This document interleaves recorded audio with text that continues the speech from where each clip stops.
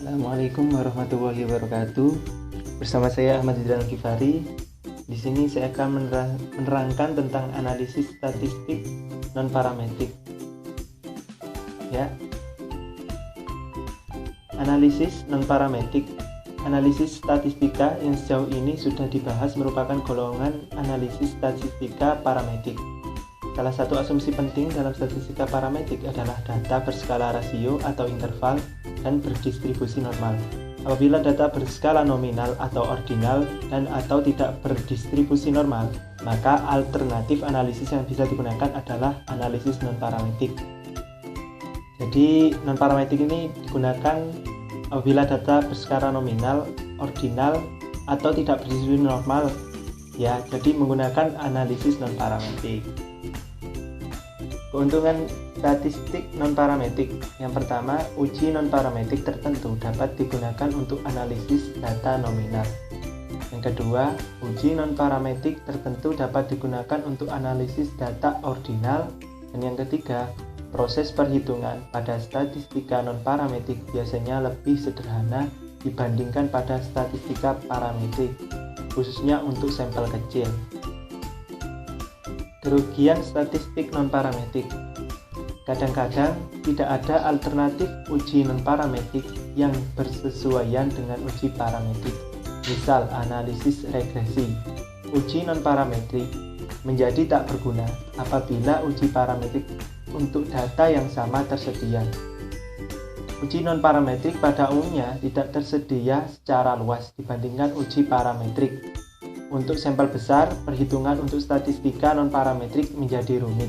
Jadi, non-parametrik di sini dikhususkan untuk sampel yang kecil seperti itu. Dan di sini terdapat tabel antara macam data yaitu nominal, ordinal, dan interval rasio kepada bentuk hipotesisnya. Jadi sebelum mengambil hipotesis itu di sini ada kolom-kolomnya yang menerangkan tentang deskripsi satu variabelnya, terus komparatif dua sampel, terus komparatif yang lebih dari dua sampel, dan hubungannya seperti apa. Penggunaan non-parametrik. Tes chi-square.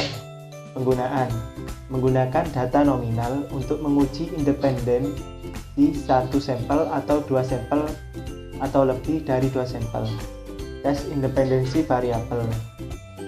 Jadi chi-square digunakan satu sampel, dua sampel atau lebih. Seperti itu keterangannya ya. Terus yang Kodranki itu untuk menguji hubungan lebih dari dua sampel pada skala nominal.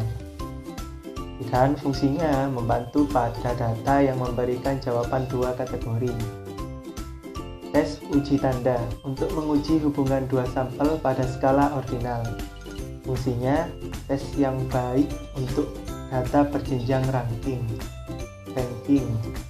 Uji median pada satu sampel untuk melihat randomisasi pada data dari populasi. Yang kedua, untuk menguji independensi lebih dari dua sampel pada skala ordinal. Dan fungsinya untuk melihat kesimetrisan distribusi. Tes independensi variabel. Uji Mann-Whitney-U.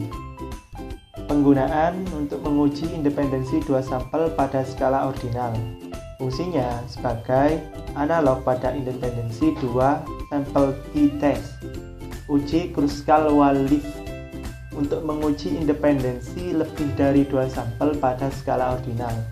Alternatif dari uji one-way ANOVA di mana asumsi distribusi normal tidak digunakan.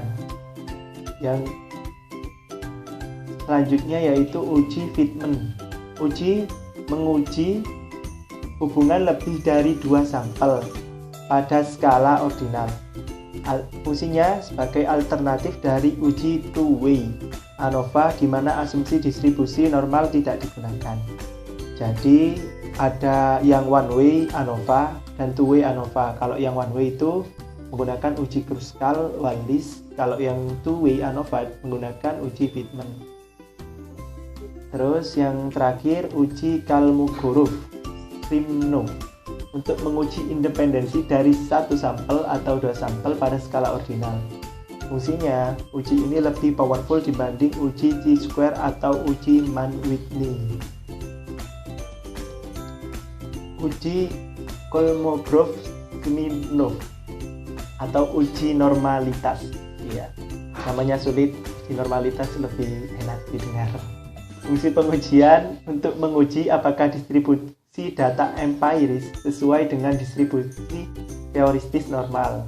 Persyaratan data dipakai untuk data berskala ordinal, namun dapat digunakan juga bagi data berskala nominal. Hipotesis yang diuji H0, data berdistribusi normal, H1, data tidak berdistribusi normal. Prosedur pengujian: tentukan distribusi frekuensi kumulatif teoristis, yaitu distribusi frekuensi kumulatif di bawah H0. Kedua, susun skor hasil pengamatan dalam distribusi frekuensi kumulatif pengamatan dan yang sesuai dengan F-nya. Untuk tiap jenjang atau rank, hitung selisih harga mutlak. Keempat, hitung harga D maksimum dengan rumus di bawah. Ya, itu bisa dilihat. Di sini terdapat tabel nilai kritis uji Kolmogorov-Smirnov. Ya, mungkin tabelnya tidak begitu kelihatan. Kalau mau melihat tabelnya bisa di browsing. Jadi di sini akan mengambil contoh sederhana saja, yaitu berikut. Ini adalah temperatur dalam derajat Celcius selama 20 hari di pantai Balai Kambang. Ya, 24, 35 dan seterusnya. Ujilah apakah data tersebut berdistribusi normal. Ini di sini cuma cara pengerjaannya seperti bagaimana ya. Jadi cara pengerjaannya itu kalau yang untuk buat distribusi frekuensi itu seperti ini. Contoh sederhananya saja di sini yang saya ambil. Urutkan data secara ascending, terkecil ke terbesar, terus tentukan range atau jarak, pilih banyaknya kelas. Yang selanjutnya hitung lebar kelas. Setelah pilih banyak kelas, terus dilanjutkan tentukan batas kelas. Setelah itu hitung banyaknya pengamatan untuk setiap kelas. Ya, mungkin itu saja dari saya. Kurang lebihnya mohon maaf. Mungkin banyak kekurangan dalam penjelasan perhitungan atau contoh-contohnya, dan saya cuma mengambil beberapa sampel saja. Terima kasih, semoga bermanfaat. Wassalamualaikum warahmatullahi wabarakatuh.